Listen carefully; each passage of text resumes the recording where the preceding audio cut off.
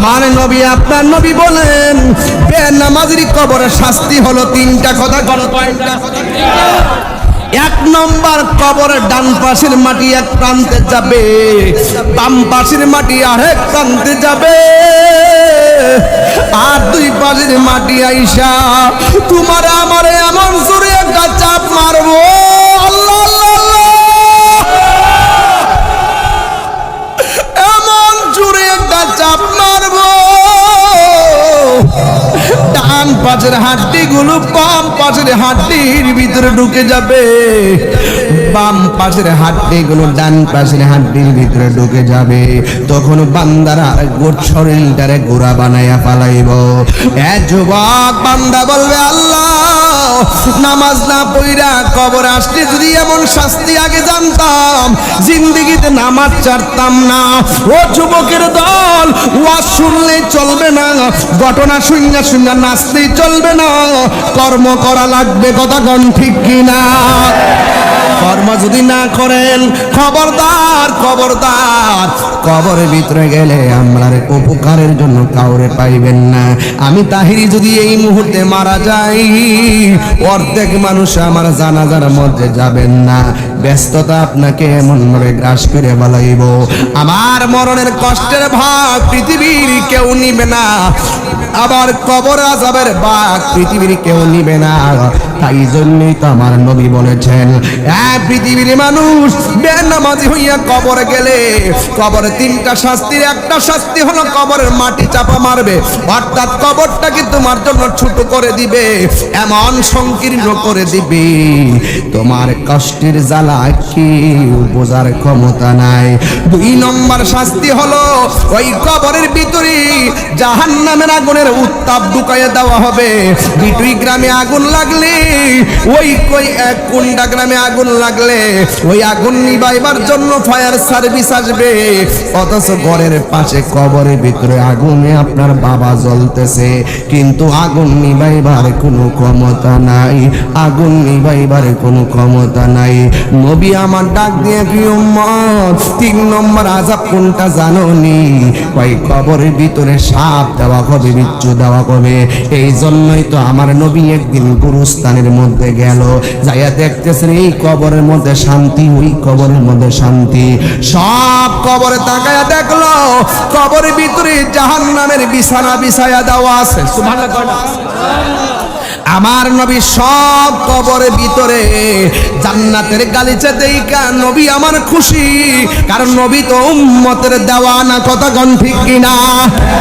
আমার নবী এত খুশি, সাহাবায়ে কেরাম বলেন আমার নবীর এমন খুশি আর কোনদিন দেখি নাই জগত বাসিরারি। ও মুরব্বী বাবারা, এবার আমার নবী অনেক আনন্দ। গোরস্থানের ভিতরে লাশের মধ্যে লাশের নিচে জান্নাতের গালিচা বিছায়া দেওয়া আছে। সব কবর দেখা আমার নবী আর একটু সামনে গেল, সামনে যেই মাত্র গেছে রে বাবা, তাকায়া তাকায়া আমার নবী চোখের পানি ফালায়া কাঁদতেছে। আপনারা জবান খুলে বলেন নবীর চোখের পানি মুবারকের দাম কম না বেশি? সাহাবীরা ডাক দিয়ে কয় নবী গো, আমি কিন্তু গুরুত্বপূর্ণ ওয়াজে ঢুকে গেছি, নাসিরনগরে এই ওয়াজ আমি জীবনে করি নাই, আজকে প্রথম করতেছি। আমার নবী ডাক দিয়া কয় ও সাহাবায়ে কেরাম, আমি তাকায়া কাঁদছি কেন? সাহাবীরা কয় নবী গো, আপনি চোখের পানি ফলায়া কাঁদেন কেন? আমার নবী আপনার নবী ডাক দিয়ে কয় সাহাবীরা এই বাজারের মধ্যে তাড়াতাড়ি দৌড়াইয়া যাও, বাজারের মধ্যে একটা এলান করে দাও, এই গুরুস্থানের মধ্যে যার যেই পরিবারের মানুষ এখানে দাফন করছে সবাই যেন যার যার আত্মীয়ের কবরের বরাবর দাঁড়ায় যায়। ওয়াজ বুঝতেছেন না? আমার যার যার কবরের বরাবর দাঁড়ায় যায়, মাইক দিয়ে এলান করে দিলেন, এলান করে দিলেন, সব জায়গায় মাইক দিয়ে জানাইয়া দিল, কে কে আছেন? আল্লাহর হাবিবের নির্দেশ, ওই গুরুস্থানের ভিতরে যতগুলা মানুষ আপনজন দাফন করেছেন, আমার নবী বলেছেন সবাইকে গুরুস্থানে যার যার কবরের বরাবর যায় দাঁড়াইতো। এবার আমার নবী যেই কবরে পারে দাঁড়ায়া কানলেন, সব সাহাবী তাকায়া তাকায়া দেখতেছে এই কবর পারে কে আইসা দাঁড়ায়। নবী অপেক্ষা করতেছেন কবরের পারে আইসা কে দাঁড়ায়। বন্ধুরা রে, টানবেন না, বন্ধুরা রে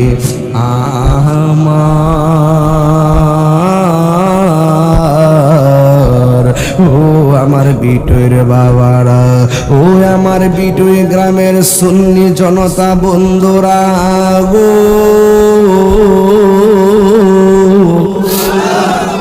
ও আমার মুরব্বী বাবাজিরা, এবার আমার নবী আপনার নবীর এলান শুননা সব মানুষ নবীর ভালোবাসায় সিক্ত হইয়া গুরুস্থানের মধ্যে চলে এসেছেন।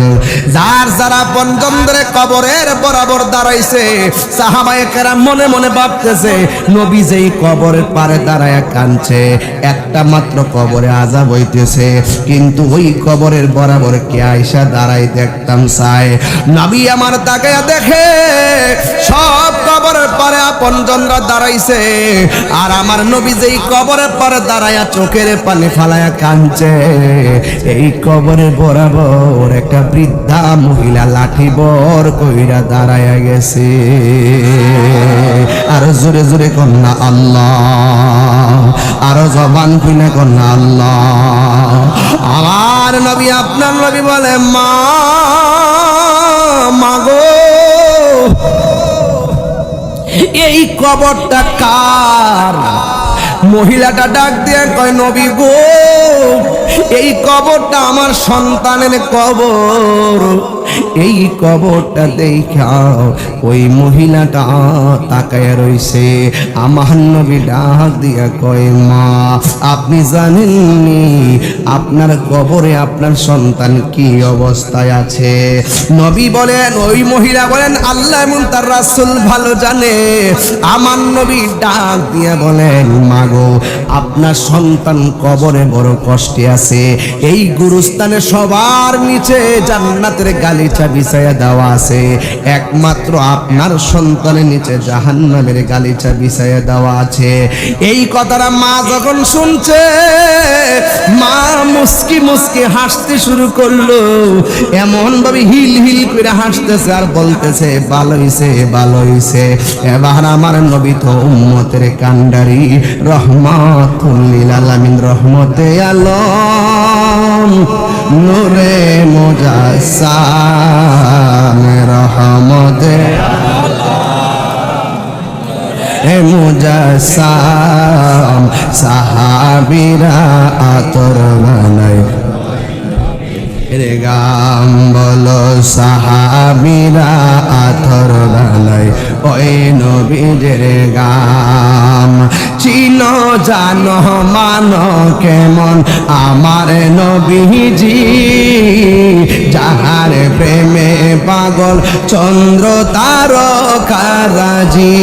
বলো চিনো জানো মানো কেমন আমার নবীজি, যাহার প্রেমে পাগল চন্দ্র তারকারাজি।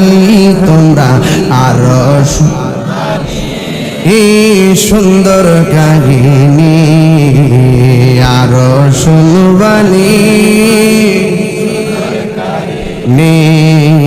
জান্নাতের রুমে রুমে লেখা নবীর নাম। বলো জান্নাতের রুমে রুমে নবীর নাম। বলুন রহমতে আলম, শাম রহমতে আলম, নূরে মুজাসসাম, সাহা সাহাবীরা আতর বানায় ওই নবীজের গাম। উস্তুনে হান্নানা একটা খেজুর গাছের নাম, যাকে ধরে খুতবা দিতেন রাসূল আকরাম বলো না। উস্তুনে হান্নানা একটা খেজুর গাছের নাম, যাকে ধরে খুতবা দিতেন রাম গাছটা নবীর বিরহে কাঁদিতে রহে, নবীর বিরহে কাঁদিতে রহে। হতবাক হইল যত সাহাবায়ে কেরাম বলো না রহমতে মাশাআল্লাহ সাম রহমতে আলম মুজাসসাম। সাহাবীরা আতর বানায় ওই নবীজের গাম বলো না। সাহাবীরা আতর বানায় ওই নবীজের গাম। জোরে জোরে কি আল্লাহু আকবার বলা যাবে না?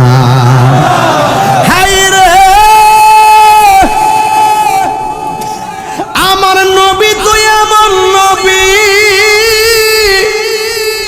তায়েফের জমিনে নবীর পাথর মাইরা রক্তে লাল বানাইছে।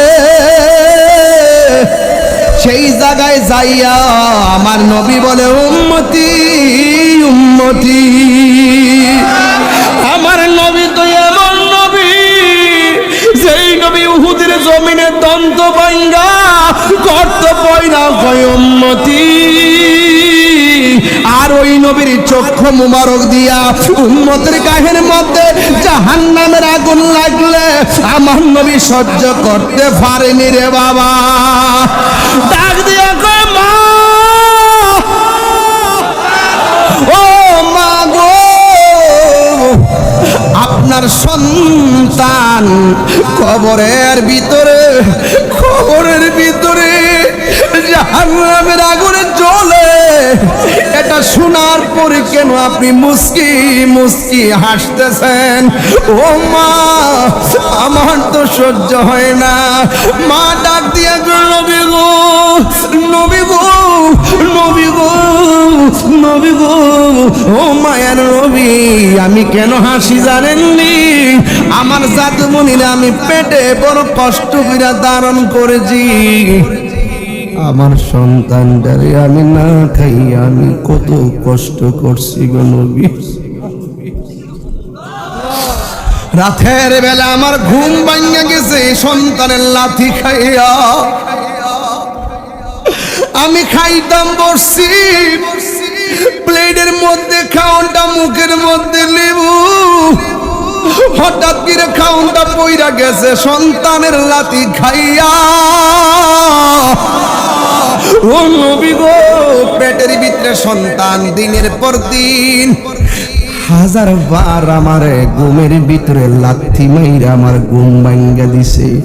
সারাটা রাত আমি চোখের পানি ফালায়া কাঁদছি। সকালবেলা আমি চোখের পানি মুইসা আমি মানুষের সামনে গেছি, কিন্তু সন্তানের ব্যথার কথা আমি কারো কাছে বলবো কথা, সন্তানের বাবার কাছেও আমি বলি নাই। হাজার হাজার কষ্ট আমি সহ্য করে নিছি, হাজার হাজার কষ্ট আমি সহ্য কইরা নিছি। আর মনের ভিতরে স্বপ্ন ছিল আমার ছেলে হবে, আমার ছেলে হবে, এই ছেলে বড় হবে আমার খেদমত করবে, এই ছেলে আমার বুড়া কালে আমার দেখে রাখবে। কিন্তু আমার সন্তান যখন ভূমিষ্ঠ হবে এমন জোরে আমার লাথি মারছে, সমাজের মানুষ বলছে আমি নাকি মরে গেছি। কিছুক্ষণ পরে নাকি আমার হুঁশ এসেছে। আমি এমন ভাবে জীবন ঝুঁকি নিয়ে তারে আমি ধারণ করছি।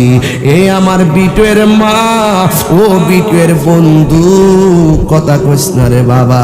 যদি পারো মার জন্য এক ফোঁটা পানি ফালাইয়া দাও, মায়ের জন্য চোখের পানি ফালাইয়া মনে মনে কও, আমার মারে আমি কত দমক মারছি, আমার মারে আমি কত দমক মারছি। আজকে বিদেশ যায় কত টাকা রুজি করছি, সবার কাছে হিসাব দিলাম, মার কাছে হিসাব গোপন রাখছি। আমি আমার টাকা কত ব্যাংকে গোপন রাখছি, কিন্তু মার কাছে আমি কথাটা গোপন রাখছি। এই কলা করতে কইতে বলতে বলতে বলতে বলতে একদিন মা কবরে চলে যাবে। তখন বড় মাছের মাথা লইয়া খাইতে বসবা, মুখের মধ্যে আর খাওয়ান যাবে না, মুখের মধ্যে আর খাওয়ান যাবে না। একদিন তুমি নতুন জামা গায়ে লাগাইবা, ওই কথা মনে হইব জীবনে কতবার মার পায়ে দইরা সালাম কইরা ঈদগাহ গেছি, একদিন ওই মা থাকবে। এই জন্য আমি যুবক তো পাগুলো আমার জিব্বা দিয়া তোর পায়ের স্যান্ডেলের দোলাগুলো পরিষ্কার কইরা দিয়া কমো বাইরে, ও ভাই বাবা বাবা,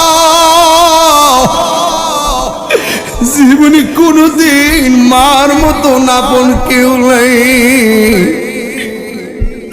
ওই মার মনে কষ্ট দিলে আমার আল্লাহ সহ্য করবে না। মা তুমি আমার আগে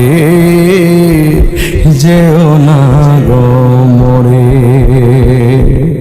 আমি কেমন করে কষ্ট হয়েছে আপনারা, আমি কেমন করে দেব মাটি,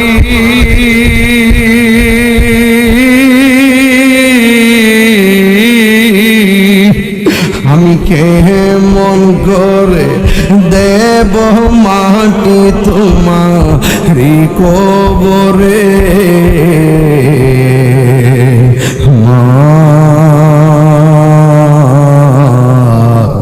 তুমি আমার আগে যেও না গো মরে, মা তুমি আমার আগে যেও না গো মরে। আমি কেমন করে দেব মাটি তোমারি কবরে, আমি কেমন করে দেব মাটি তোমারি কবরে। মা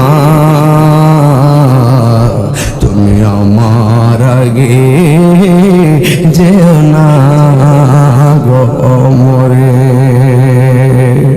যখন রাত্রি নিজুম নেই চোখে ঘুম, একলা শূন্য ঘরে তোমায় মনে পড়ে মাগো, তোমায় মনে পড়ে মাগো, তোমার মতো লয়েন কে